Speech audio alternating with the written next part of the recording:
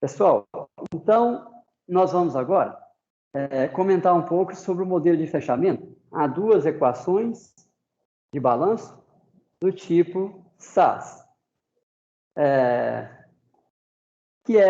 SAS quer dizer que você vai fazer de forma adaptativa a avaliação do que se chama de escalas, tá?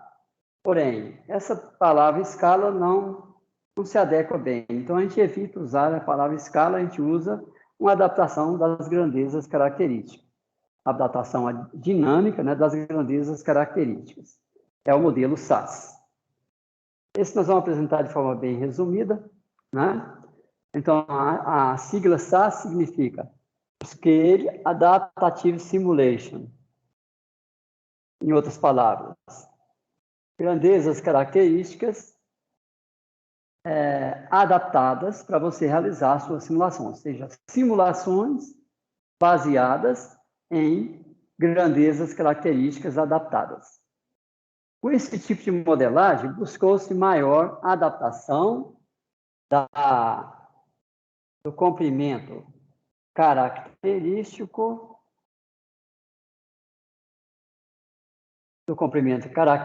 da turbulência à natureza física das diferentes regiões do escoamento turbulento.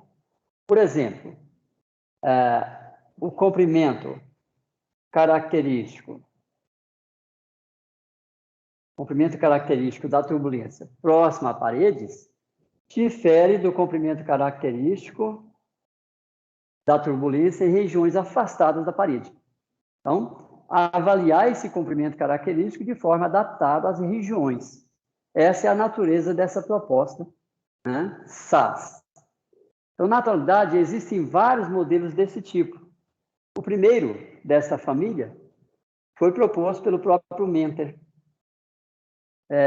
E eles basearam a proposta no modelo de Rota, lá de 1968, que é um modelo de fechamento baseado em duas equações de balanço, qual é apresentado a seguir. Então, é um modelo K-Psi, onde essa função Psi é o produto da energia cinética turbulenta com o comprimento característico. Então, percebam que se eu tenho uma equação de balanço para essa função Psi, então, a solução dessa equação vai dar origem a um campo Psi, função do espaço e do tempo. Função do espaço e do tempo. E como a Psi é KL, observe que se Psi é função do espaço e do tempo, se K é função do espaço e do tempo, então automaticamente o L passa a ser uma função do espaço e do tempo. Comprimento característico adaptado às regiões. Então, essa foi a primeira proposta que foi realizada por Mentor, né? E os seus colaboradores. E esse modelo ele foi proposto já há bastante tempo, né, por Rota, em 1968.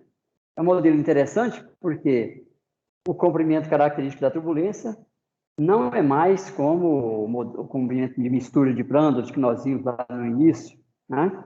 Modelo bem simples, mas passa a ser um campo representativo da física do escoamento, porque depende da função Psi, que é obtido com a equação de balanço, e depende do K, que é a energia cinética turbulenta, que vem também da solução de uma equação de balanço. Então, efetivamente, é um modelo onde o comprimento característico se adapta à física do escoamento.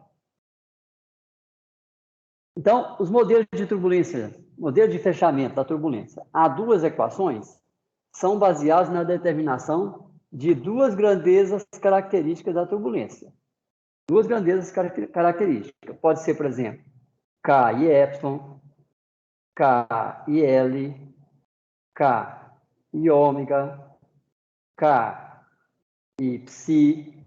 O que importa é que a gente tenha duas grandezas características. Se eu tiver duas, eu fecho o problema de fechamento da turbulência. Então, no presente caso, essas duas grandezas são energia cinética, K, e a função psi. A primeira diferença e a principal dificuldade para a implementação desse modelo, as duas equações, são a presença de uma derivada de terceira ordem, que aparece na equação 9.92. Vamos voltar lá. Vamos ver onde é que está. Está aqui, olha. Uma derivada de terceira ordem. Isso representa um desafio de implementação e de estabilidade do modelo. Essa foi uma das dificuldades que o autor que propôs em 68 certamente enfrentou na sua proposta. Presença de derivado de terceira ordem. Ok. Então, segundo Mentor e Ergov, 2010, esse modelo apresenta inconsistência matemática do termo derivado de terceira ordem, e sua implementação é onerosa e instável.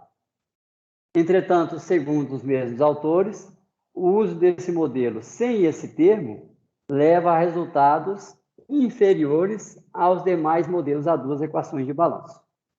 Então, o modelo, a presença da derivada de terceira ordem compromete a estabilidade, mas quando implementa sem ele, os resultados deixam a desejar. Ou seja, tem uma dada importância aquele termo, né? Então, foi nisso aí que o pessoal trabalhou. Então, revisando o modelo de rotas de 68, Mentor e os autores verificaram que o argumento que levou ao termo derivado de terceira ordem era inconsistente. Após reavaliarem as hipóteses, foi proposto um novo modelo para o balanço das variáveis K e da função φ, que é a raiz de KL, chamado modelo KS-KL, K square, square root, KL, tá? Modelo KS-KL. Então, foi uma modificação do modelo proposto por Rota, que agora em 2010, eles propuseram a modificação, ao invés da função psi, eles propuseram a função φ, e aí eliminaram a derivada de terceira ordem. E passa a ter um modelo onde o comprimento característico da turbulência passa a ser uma variável, tá? Passa a ser uma variável. E ele tem natureza dinâmica, pessoal, porque observa que várias grandezas aqui que aparecem no modelo dependem da própria taxa de deformação. E, por sua vez, depende do campo de velocidade. Ok? Então, esse é um modelo com comprimento característico adaptativo. O termo L é calculado uma vez determinado K e φ. L é φ sobre K, no processo de reformulação do modelo proposto por Rota em 68. A derivada de ordem 3 deu lugar às derivadas de segunda ordem de velocidade. Elas são utilizadas na avaliação do comprimento característico de von Karman, LVK, comprimento característico de von Karman. Esse termo ele emerge como um termo de acúmulo de informação φ, possibilitando a adaptação do comprimento característico da turbulência às alterações bruscas de informações no escoamento. Ou seja, é o L se adaptando à natureza física do escoamento. Então, os modelos clássicos de turbulência, Kε, Kω, requerem um comprimento característico da turbulência que são proporcionais à espessura da camada limite, o que não atende à necessidade de adaptação à natureza local dos escoamentos. Já com o modelo proposto, SAS, né, aí o L se adapta à física do problema. Então, é um modelo que apresentou também, né, um certo progresso, uma vez que o L é fundamental para avaliar a viscosidade turbulenta. E ele agora não é adotado mais como uma constante ou como algo que depende apenas da natureza da camada limite, mas que se adapta à região interna e externa da camada limite.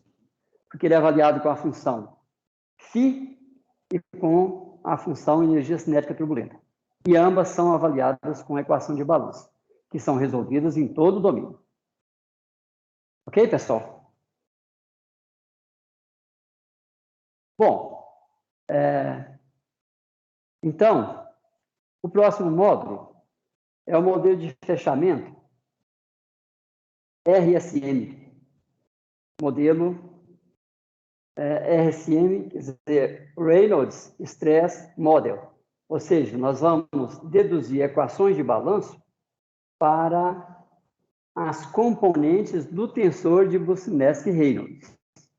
Então, essas componentes serão agora avaliadas não mais com o conceito de NIT, né? Porque lembra que nós escrevemos com a hipótese de Boussinesq o I e o J' como sendo NIT, que multiplica a taxa de deformação, e mais, menos, né, 2/3 de K, vezes o delta, enfim.